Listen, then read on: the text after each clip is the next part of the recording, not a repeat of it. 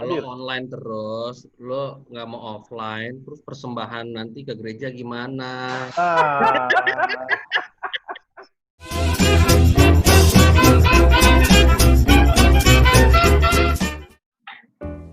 Hai teman-teman, apa kabar?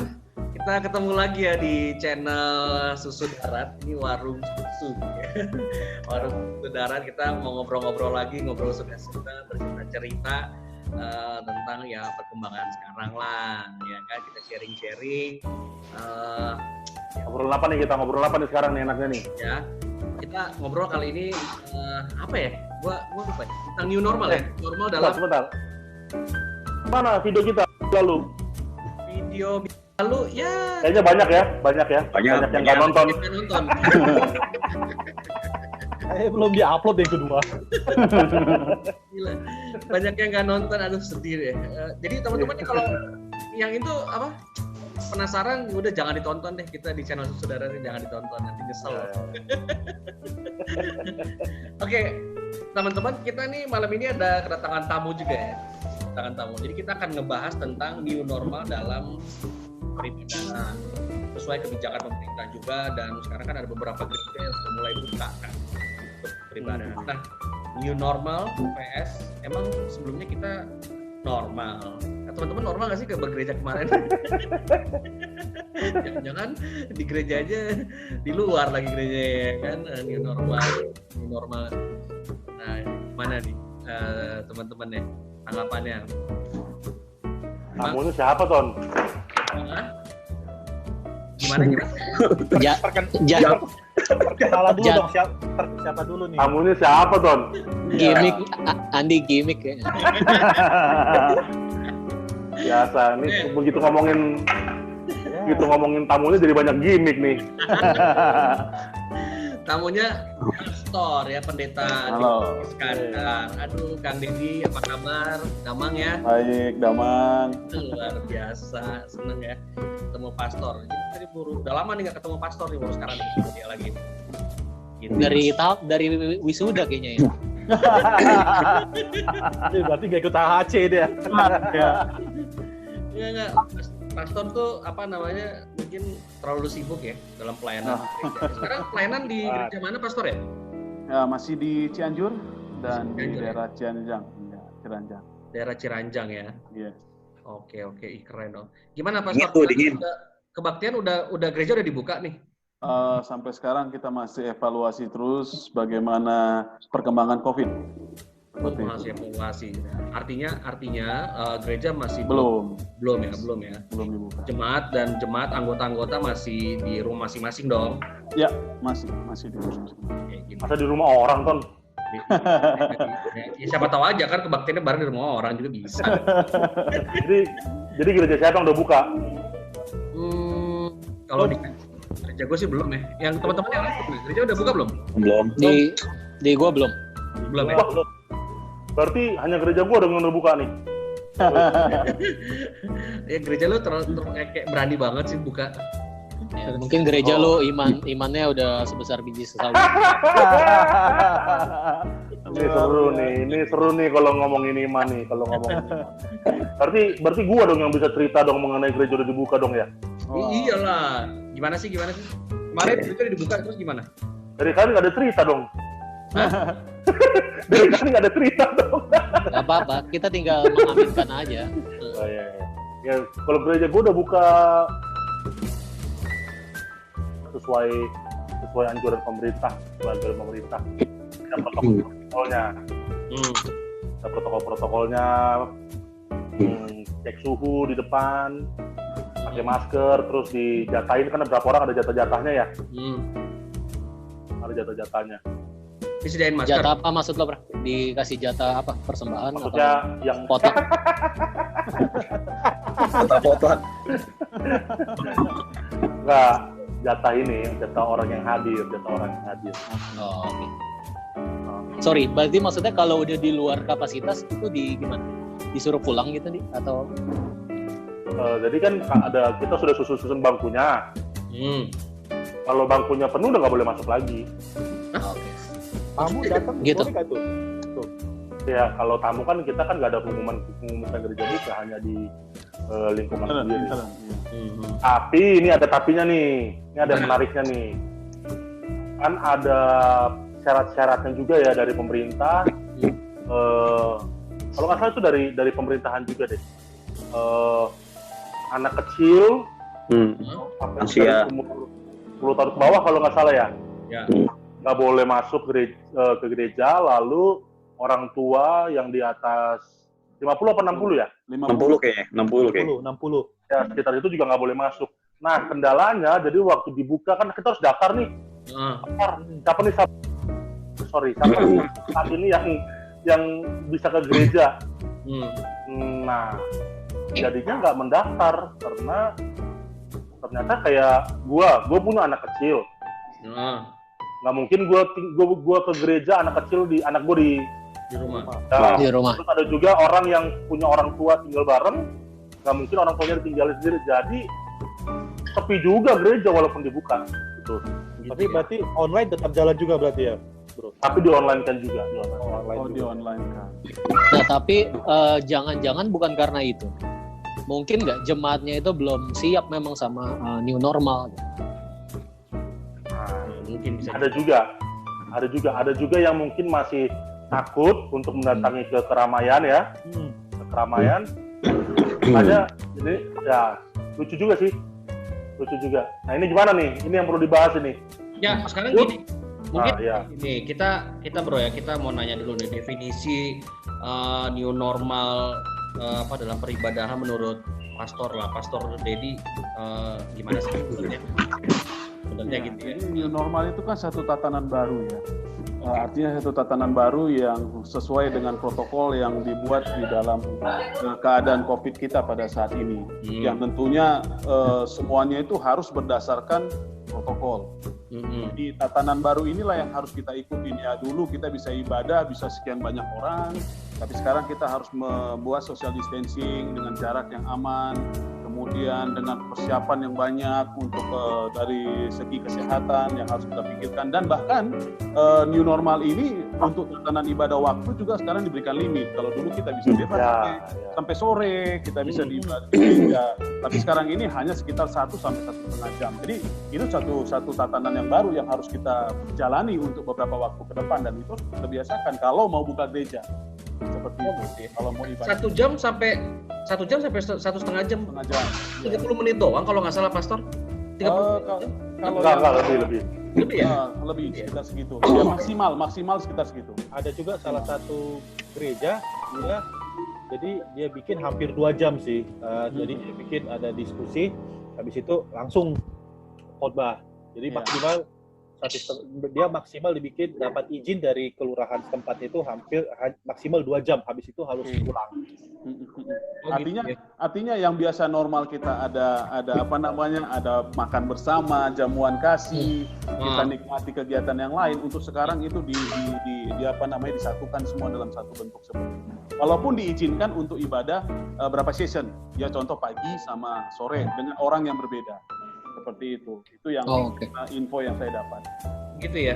Tapi kan sebenarnya gimana ya, kita biasanya tuh gereja itu kan memakan waktu bisa 2-3 jam ya dalam pembaktian ya.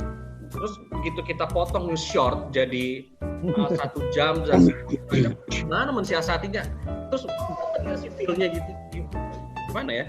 Ya itulah makanya new normal itu. Jadi ada hal-hal yang harus kita biasakan untuk kita buat hanya ini bagian ini dan bagian itu saja yang kita pakai. Jadi tidak seperti ini harus ini kan biasa kita ada nih proses-prosesnya dalam ibadah itu.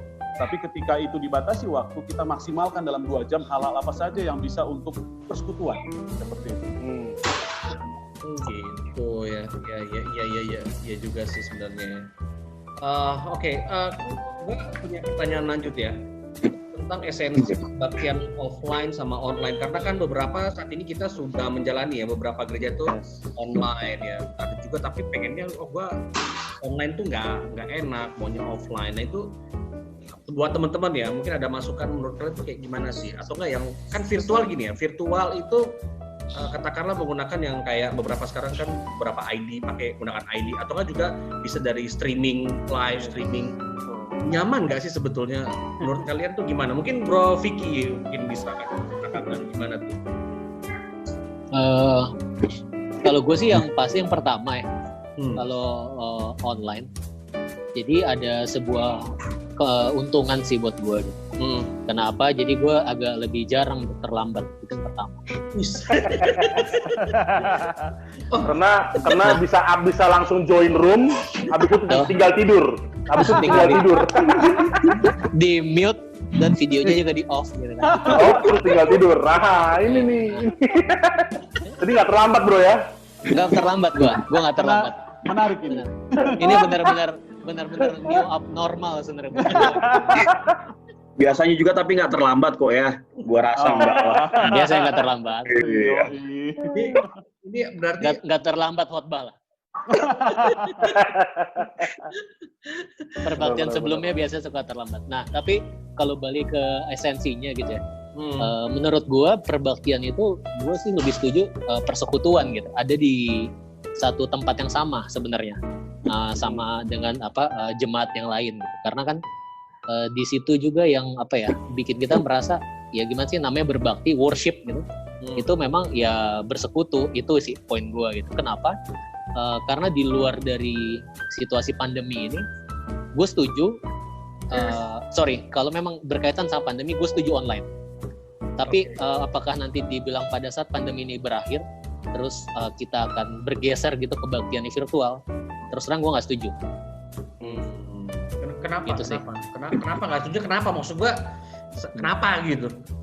Ya itu, Kis, karena menurut gue di saat lo berbakti kan bertemu sama saudara-saudara seiman, lo sharing kesaksian, lo bisa melihat mimik muka mereka gitu kan, bagaimana diberkati, itu menguatkan.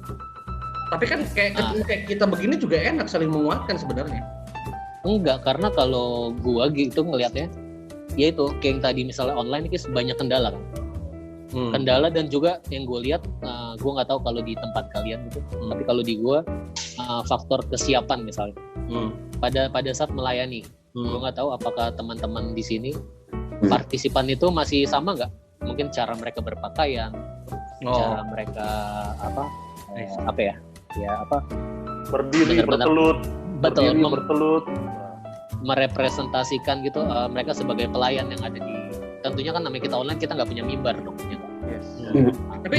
Tapi kan itu bicara pakaian, bentuk. Menurut Pastor emang itu penting ya? Bukannya hati kita yang harusnya, hati kita kan yang terpenting. Gimana Pastor? Ya, memang minumnya apa tuh? Ya, memang untuk hal seperti ini pasti kita harus lihat ini kan dalam keadaan seperti ini. Ya, dalam keadaan seperti ini harus seperti itu kita melakukan segala worship yang ada ya melalui aplikasi ataupun melalui streaming yang lain yang ada. Tapi satu hal, memang apa yang dikatakan Bro Vicky tadi, ya, kita harus lihat ini adalah keadaan yang berbeda. Ya. Makanya keadaan yang tidak seperti biasanya kita. Dan memang kita tidak bisa pungkiri juga bahwa saya secara pribadi, saya jarang hitung jari untuk pakai aplikasi untuk bisa bertatap muka dalam satu ibadah. Saya sangat jarang sekali. Karena saya lebih memprioritaskan untuk berada bersama dengan keluarga saya. Terlebih lagi jemaat saya juga memang tidak bisa untuk melakukan hal tersebut. Karena ada banyak faktor-faktor yang pendukung untuk tidak bisa melakukan ibadah dalam bentuk aplikasi atau melihat streaming atau yang lain. Ya, karena saya berbeda, tidak di satu tempat yang bisa untuk memungkinkan semua jemaat saya mengikuti itu. Dan itu yang sangat penting bagi saya. Nah, keterbatasan infrastruktur gitu ya Pak. Betul itu. Nah, tapi di satu sisi juga saya harus bisa pahami kepada mereka, inilah waktunya untuk kita bisa membuat satu ibadah dan berkumpul di dalam rumah tangga. Ingat, ada satu buku yang yang pernah saya baca ya. Yang pernah saya baca bahwa gedung ibadah atau bait suci dari perhimpunan itu. Jadi kalau gedung itu tempat perhimpunan, tapi jangan lupa bahwa dikatakan perbaktian pribadi itu sangat penting. Dan itu adalah waktu-waktu yang harus kita lakukan dalam setiap ibadah kita. Nah, kita diberi kesempatan loh. Saat seperti ini kita punya waktu untuk bersama dengan keluarga. mungkin brother semua di sini, bro semua kan imam semua dalam rumah tangga. This is your time untuk menjadi imam dalam rumah tanggamu, untuk bisa menunjukkan bagaimana sebenarnya saya sebagai imam. Ya kalau di gereja mungkin ya imam Anda, mungkin Anda bisa lihat siapa yang berperan di depan. Ya, mungkin Anda akan lupa akan hal tersebut, tapi ketika di keadaan seperti ini, kamu adalah imamnya. Dan kamu harus bisa menjadi imam bagi anak-anak dan bagi istri. Wah, Oke, Bro Pastor. Jadi begini.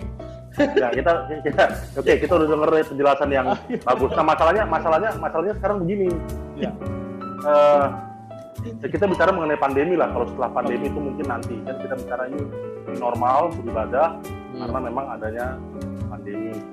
Nah, tadi kan Pastor sudah bilang ada kesempatan yang bagus kita untuk bersekutu secara keluarga di masa pandemi ini. Tapi nyatanya banyak umat-umat Tuhan yang pengen banget supaya gereja ini segera dibuka. Nah, entah karena bersekutunya atau karena ada juga yang gue denger bawa-bawa iman jadinya, gitu kan? Nah, kalau beribadah di online mungkin dia merasa iman dia tidak bertumbuh, tapi kalau di gereja nyata iman dia bertumbuh. Nah, ujung-ujungnya jadinya nanti orang yang memilih untuk tetap beribadah secara online di masa pandemi ini seperti merasa, oh berarti iman gua ini belum sanggup gitu loh, belum berani untuk datang ke gereja. Ini kan juga hal yang sering didiskusikan, ya kan? Iya. Berarti maksudnya gini nih, kan di antara kita semua tadi gereja lo yang udah, lo benar-benar mengklaim kalau jemaat lo itu imannya udah lebih dari kita Bukan. Ini kan mengikuti anjuran. Anjuran sudah bisa. Tapi gini ya bro ya, Bro Pastor, ya untuk kita melangkah lebih jauh gitu ya. Kalau dalam skenario new normal ini, menurut versi Pastor lah ya, apa yang harus dilakukan ketika new normal itu gagal gitu? New normal itu gagal ya, mensiasatinya itu apa yang harus dilakukan kira-kira Pastor?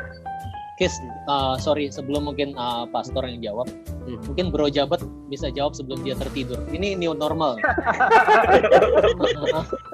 Maksud gue, kalau di diskusi aja dia bisa tidur, kita bertidur apalagi kalau dia di kebaktian online. Itu nggak tidur, tapi menghayati. Hayati. Itu beda-beda. Bisa. Sorry. Masa jadi gua dilewatkan periningan gua sama Bro Linton ini. Apaan? Kan kita bicara tadi kan esensi. Nah, esensi itu kan jadi esensi new normal ini ibadah di gereja atau ibadah online. Bagaimana? Apakah memang ada pengaruhnya terhadap iman kita atau enggak? Lalu ada beberapa hal-hal dalam peribadatan online ini yang dilaksanakan dalam esensinya bagaimana kan begitu? Itu belum terjawab. Belum terjawab toh. Ya kita tanya lah. Sebagai contoh, sebagai contohnya. Ya. Harus pernah ada yang nanya ke gue begini. Kalau kita lagi beribadah online di Zoom, lalu pendeta memberikan doa berkat, menumpangkan tangan, ya. Itu ada nggak berkatnya? Contoh. Jadi tuh kayak gini-gini tuh, pembicaraan kayak gini tuh ada sebenarnya terjadi di umat Tuhan tuh ada. Gue rasa tergantung kuota masing-masing sih. Ya, kalau doanya lancar penuh nyampe. Berkatnya nyampe. Di tengah-tengah patah bisa jadi nggak sampai. Terus ada lagi perjamuan suci online dan lain-lain yang kita lakukan secara online kan begitu. Esensinya bagaimana? Ya mungkin itulah apa Bro Jabat dulu lah. Kita gimana Bro Jabat? Ya kalau gue pribadi sih sebenarnya pas ada pandemi ini pakai ibadah online itu ada satu sisi yang gue lihat positif. Pertama, kalau dulu itu ada semacam himbauan 2777. Kalau kita dulu pikir kalau kita kerja jam 7 nih jangan-jangan masih mungkin di bis, di kereta gitu kan atau di mobil. Gimana itu bisa dilakukan? Malamnya juga, tapi pas ada kita sekarang udah rata-rata mungkin WFH, itu bisa tuh. Lalu bikin kebaktian pagi bersama keluarga, lalu kebaktian petang. Nah, disitulah sebenarnya imannya yang bertumbuh. Kalau di ibadah itu, setuju dengan apa tadi kata Bro Vicky, kalau memang ada pilihan ke gereja, kalau situasi udah normal, lebih baik ke gereja daripada harus online. Tapi untuk saat ini online. Saat ini Bro nggak merekomendasikan untuk gereja buka. Untuk saat ini posisiku enggak, masih mau lebih baik kita online dulu. Bro Jabat. Nah, kalau online terus, lo nggak mau offline, terus persembahan nanti ke gereja gimana? Persembahan ke gereja, kebetulan di awal tahun kita udah komitmen bahwa persembahan itu kita tidak setor. Kita setornya langsung ke yang lebih tinggi. Setornya yang ke lebih tinggi katanya. Enggak, kita setor ke rekening gereja, dari rekening gereja. Jadi di situ kita akhirnya pas lah. Tapi kalau ada beberapa gitu ya, setor transfer ke rekening gereja. Tapi kalau nggak langsung gitu masukin ke kantong kemarin gitu, kayak enak gitu, kayak nggak kurang pas gitu. Gimana Brocok nih, ini cokin yang pas. Oh, Bro, ini kayaknya sudah banyak pertanyaan-pertanyaan yang dijawab sama Pastor Dedi aja deh, udah. Iya benar. Pastor Dedi, kita berharap Pastor Dedi kasih jawaban ke kita. Enggak, tapi sorry, mungkin bisa saran sih kalau emang buat itu, Kis. Lo minta tolong sama anggota keluarga di rumah yang kayak anak-anak sekarang bikin pundi-pundinya gitu ya nggak? Ya, betul. Tapi Pastor Dedi. Kan dulu. Ya. Tapi gue di rumah ya. Waktu pas lagi kan lagi online gitu kan, virtual gitu. Ayo kita kasih persembahan sambil diiringin lagu gitu. Ya kita siapin kayak piring, ada taplaknya gitu. Iya. Jalanin sih sebenarnya. Jadi masing-masing tinggal bayar dompet dimasukin. Terus setelah dikumpulin nanti baru istri gua, terkumpulnya sekian, oke deh, kita transfer. Sorry. Anda cuma mau bilang kalau Anda ngasih persembahan. Dan bangga piringnya digunakan. Bangga pakai piring nih. Piringnya pun piring kecil. Koin lagi, jangan-jangan persembahannya koin. Dan ada bunyinya jatuhnya. Kita ke Pastor ya. Pastor gimana Pastor? Iya, jadi itu memang keseruan daripada new normal ini ya, yang harus kita jalani ya. Tapi lama-lama kita kebiasaan. Ya bahwa memang dulu pasti akan seperti itu, akan bingung gimana sih ibadah seperti ini, bagaimana. Tapi sekarang kita sudah berapa bulan kita sudah terbiasa dengan memakai aplikasi dan bahkan melihat streaming. Kalau saya jujur di jemaat saya jemput bola karena memang kami tidak bisa dan saya tidak bisa tahu mereka bagaimana melakukan persembahan. Tapi saya yakin dan percaya seperti dikatakan Bro Linton pasti itu mereka lakukan. Hanya ketika ya jujur tidak mungkin sebagian yang transfer, tapi ada kebanyakan yang tidak bisa karena memang tadi itu kemampuan dan yang lainnya. Jadi akhirnya kita jemput bola. Yang pasti kita tetap memelihara mereka untuk melakukan seharusnya yang mereka harus lakukan. Karena itu bagian daripada bentuk ibadah yang tetap kita jalankan. Jadi bukan masalah uangnya atau tidak, tetapi makna daripada perbaktian itu tetap dijalankan dengan baik sehingga betul-betul hari ibadah itu memang itu adalah ibadah. Walaupun kita mungkin memakai online, mungkin kita memakai streaming, tapi jangan salah, tetap kita harus memaknai bahwa hari itu adalah hari kudus untuk ibadah kita. Ya, jadi kita tidak mengambil bahwa ibadah itu biasa aja karena tidak kita di tempat ibadah. Nah, ini yang sering sekali banyak orang yang salah mengartikan karena itu bukan di tempat ibadah. Jadi kita memaknai ibadah itu pun tidak kekudusan, tidak kudus lagi. Nah, padahal itu adalah karena kita dalam keadaan pandemi. Ya, jadi itu yang mungkin yang kita harus bisa pahami juga. Ya, jadi kalau kayak Bro Andi tadi bilang ada gereja yang sudah buka, jalankan kalau memang itu. Tapi jangan lupa tetap mengikuti aturan dan protokol yang sudah dilakukan. Dan jangan pernah kita menghakimi bahwa gereja yang belum buka berarti imannya itu belum ada. Karena memang seperti keadaan saya, hampir sekitar 75% dan bahkan 80% itu orang tua semua. Dan kita tidak bisa akan hal tersebut. Dan jujur ketika mereka naik angkot, ketika mereka dari mana, ya dalam masa itu pasti yang sangat berbahaya bagi mereka. Dan nanti bisa sampai ke gereja, kita nggak mau gereja jadi sasaran. Dan itu pertimbangan-pertimbangan yang besar yang ada ketika kita akan membuka ibadah. Oke, Pastor. Jadi ini kita apa namanya ya? Saya juga punya pertanyaan. Jadi dengan keadaan pandemi kayak gini ya, tanda-tanda ini kan kayak tanda-tanda akhir zaman bukan sih? Ini salah satu bentuk tanda-tanda akhir zaman nggak sih, dengan keadaan yang nggak akan normal seperti ini dan sebagainya. Dan kita kan harus menghadapi ini kan. Jadi sebenarnya dalam keadaan new normal ini ya kita harus hadapi seperti ini kan. Nah, satu poin yang gua tangkap ya, yang gua tangkap tadi itu merinding banget ya, membuat gua sih merasa merinding banget bahwa kita nih sebagai laki-laki, sebagai Ton, lu kan sudah agak berumur ya. Kalau merinding gue jadi takut loh. Abang bulunya banyak lagi ya. bukan, kita tuh jadi mau nggak mau kita tuh belajar jadi imam. Luar biasa. Gimana tuh coba tuh ya jadi imam, padahal kayaknya perasaan masih berjiwa muda banget, nggak mau gimana sih, nggak mau jadi imam tuh kayak gimana gitu kan. Message-nya tuh gitu sekali. Jadi selama ini belum jadi imam bro di rumah tangga ya? Ya imam-imam.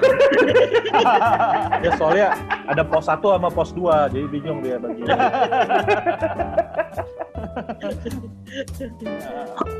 ya mungkin Pastor bisa mengarahkan ke kita ya. Ini mungkin opsi buat kita supaya kita itu sebaiknya di rumah itu menjadi imam sesungguhnya, mau dia dalam keadaan mau ikut ibadah online mau enggak, itu nggak ada masalah kan. Artinya nggak dalam keadaan new normal ini kita di rumah pun tanpa ngikutin kebaktian yang streaming dan sebagainya nggak apa-apa kan. Jadi gini Bro Lincoln, jadi kita sangat bersyukur ya bahwa pandemi ini membuka dan mengevaluasi kerohanian kita dengan baik. Ya, yang selama ini kita menganggap enteng ibadah-ibadah di rumah. Nah, sekarang ini adalah waktunya kita untuk bisa membangun kembali, revival kembali akan kerohanian kita, anak-anak kita, istri kita, bahkan kita diri sendiri. Ya, jangan lupa bahwa kita yang akan membawa mereka untuk mendekat satu ajaran yang lebih baik. Dan itu juga yang harus kita lakukan. Jadi sebelum kedatangan Yesus, ini satu hal yang sangat luar biasa bagi saya pribadi juga, bahwa kita diperkenankan untuk membangun rohani kita. Jadi kalau dalam pandemi ini kita tidak menggunakan waktu dengan baik bersekutu bersama dengan keluarga, saya yakin kita sangat kecolongan sekali ya kalau saya bilang begitu, karena diberi kesempatan seperti ini ya untuk kita bisa menikmati saat-saat seperti ini. Karena nanti ada masanya ya, kalau kita baca Alkitab dan baca buku-buku yang lain, kita akan lihat bahwa keadaan ini akan bukan semakin baik tapi semakin lebih buruk, dan dunia tidak akan pernah semakin baik tapi akan semakin seperti menunjukkan arah jangan makin mengerikan Pastor ya. Ya, dan itu kita harus persiapkan diri kita, dan itu harus kita persiapkan diri kita. Jadi kalau tidak sekarang, kapan lagi? Asik. Bentar lagi panggilan nih.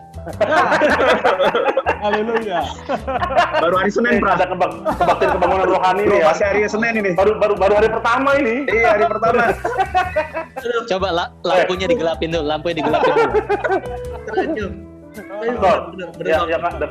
Dengan kata lain harusnya umat-umat Tuhan sekarang, karena kalau kita percaya ini tanda-tanda akhir zaman dan kita diberikan kesempatan untuk sebagai sebuah keluarga mengevaluasi kerohanian kita di rumah tangga, sebenarnya kita nggak usah ngomongin macam-macam, buru-buru pengen wah ini gereja udah harus buka nih, kalau gini nanti kalau gereja nggak buka bla bla bla bla gini. Ya kita nikmatin aja momen ini harusnya ya. Kita nikmati aja momen di pandemi ini untuk menguatkan rumah tangga kita masing-masing. Nah, jadi itu sebabnya saya katakan bahwa sebenarnya ketika itu diizinkan untuk ibadah di rumah, kita ambil konsep positifnya langsung. Apa maksud dan rencana Tuhan ketika ini terjadi? Jadi bukan malah menggerutu, malah kita katakan wah ini sepertinya akan bagaimana, tidak, tapi gunakan waktu ini dengan sebaik mungkin gitu loh. Kapan lagi kalau tidak sekarang? Karena ketika mungkin teman-teman semua, bro-bro semua yang ada dalam kesibukan, ya tadi seperti katakan Bro Jabat, yang kadang waktu untuk berdoa pun kita sangat terbatas. Dan bukan hanya kalian, saya juga dengan kesibukan yang ada di luar. Tapi ketika kita waktu ibadah, kami jujur sekeluarga sangat-sangat merasakan bagaimana persekutuan doa itu yang kami lakukan. Anak-anak bertumbuh dalam kerohanian, kita juga dalam suami istri semakin lebih erat dalam persekutuan doa. Dan saya yakin percaya kita ini akan dipersiapkan untuk masuk dalam kerajaan surga. Jadi kapan Haleluya. Amin. itu yang paling penting. Amin. Kita rencana baptisan tanggal berapa ya?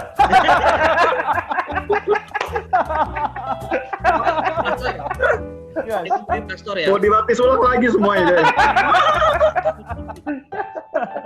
Kuliahnya teologi ya pasti. Iya iyalah. Enggak Bang. Anyway, pastor, aduh, Iya. kita tuh sedang ya ngobrol-ngobrol seperti ini ya.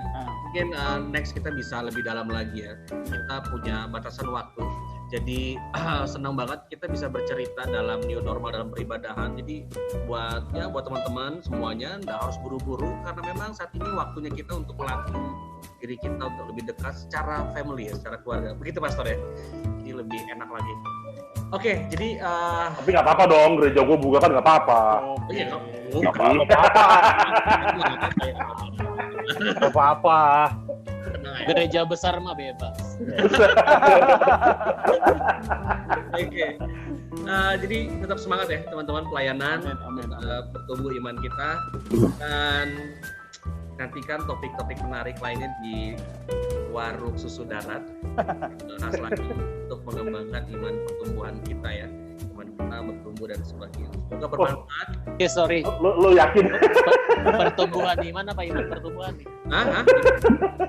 Bertumbuh. Ini Barusan lo bilang iman pertumbuhan, bukan pertumbuhan Enggak, iman. pertanyaannya tuh gimana ada iman mau bertumbuh? Orang yang nonton aja nggak ada. Nggak dapat views-nya. Tapi setidaknya kita punya cerita lah ya artinya ya. Kita pengen ngulang lagi apa yang disampaikan oleh pastor malam hari ini bahwa dalam keadaan new normal peribadahan ini, wah ternyata kita harus menjadi imam dan kita melatih diri kita supaya kita membangun keluarga kita sendiri. Haleluya, saudara. Jadi saudara jangan. Oke, guys, jadi gue rasa itu aja dulu ini cerita kita malam hari di malam-malam selanjutnya, malam hari ini dan selanjutnya. Oke, kita nanti ketemu dalam topik-topik menarik lainnya bersama Pastor Dedi ya. Jadi secara nggak langsung bro sudah memutuskan ya? Makanya tadi gue bilang, dia usul tapi langsung putuskan. Tamu tetap nih, tamu tetap. Kamu tetap ya. Luar biasa nih pastor ya. Amin. Oke, guys, itu aja. Thank you ya. Sampai ketemu di waktu lainnya. Susu Darat. Yo. See you guys. Salam susu. Sampai ya. Tetap semangat. God bless. God bless. Amin.